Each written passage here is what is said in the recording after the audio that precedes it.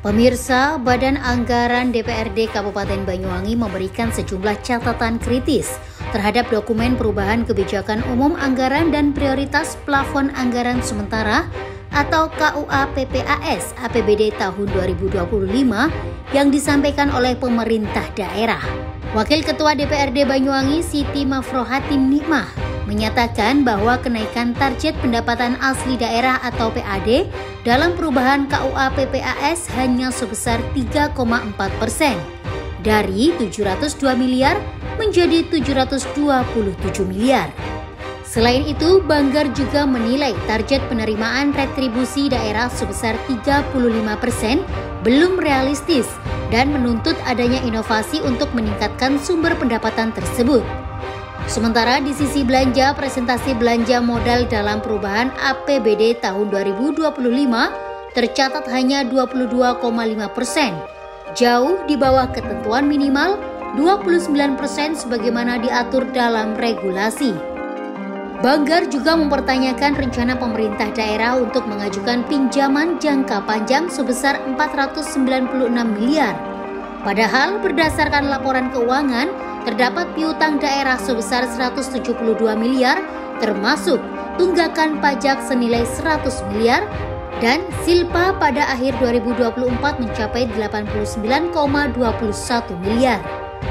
Banggar tidak akan serta-merta menyetujui usulan pinjaman tanpa penjelasan rinci, baik tujuan penggunaan, jaminan, maupun mekanisme pelunasannya.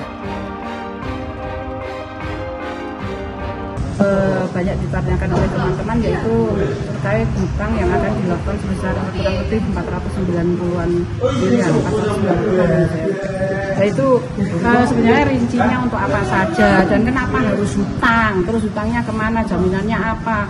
Karena hutang ini kan harus jelas peruntukannya, jadi itu. Kemudian terkait dengan PAD kita yang hanya naik 3,4% dari 702 miliar kurang lebih menjadi 727, sehingga ini kita pertanyakan karena belum mencerminkan dan menunjukkan kinerja untuk PAD Banyuwangi yang sebenarnya, sehingga kita minta kenaikannya ya harus di atas itu, karena potensi-potensi di Banyuwangi ini sangat luar biasa, sehingga potensi-potensi itu tadi juga kritik ingin kita tanyakan tadi yang sebagian juga belum dijawab bahwa ternyata dari retribusi hanya 35%, dari pajak itu hanya sekian persen, dan termasuk piutang kita. Kenapa harus hutang sedangkan ada piutang yang belum dibayarkan? Nah, piutang itu sisa anggaran 2024 atau gimana? Piutang itu sisa anggaran sebelumnya yang ternyata tercatat hari ini itu sekitar 172 miliar. Dan ternyata tadi dijawab 100 miliar itu tunggakan pajak. Nah ini ya makanya katanya juga masih ada sekitar 15% yang memang ternyata belum sudah tidak layak tagih. Ini belum jelas tidak layak tagih itu yang seperti apa, tadi sudah kita kejar, termasuk yang 72 miliar itu piutang apa yang belum terbayarkan, tadi belum dijawab karena waktu sudah kita sepakati jam 12. Sehingga harapan kita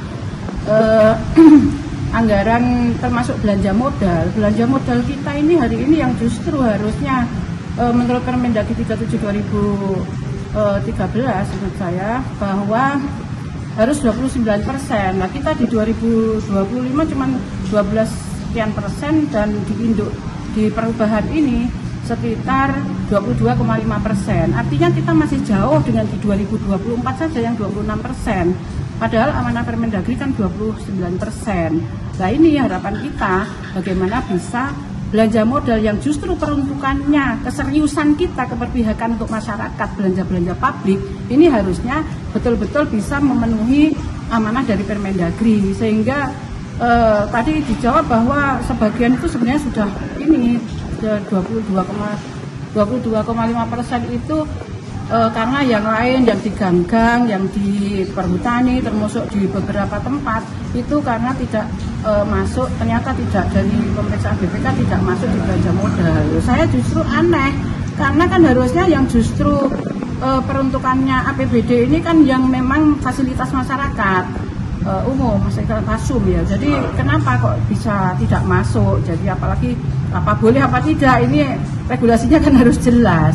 maka kita menuntut agar belanja modal kita ini betul-betul bisa kita tingkatkan syukur sesuai amanah Permendagri Terma 2002. Katanya sudah dari 2024 tidak boleh hutang, sehingga di 2025.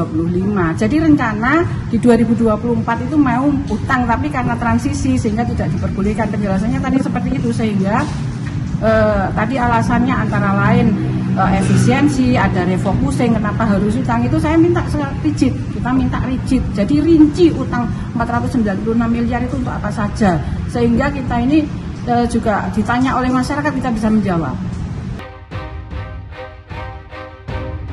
Di sisi lain disampaikan anggota DPRD fraksi Gerindra Suwito mengungkapkan utang pemerintah daerah mendekati 200 miliar.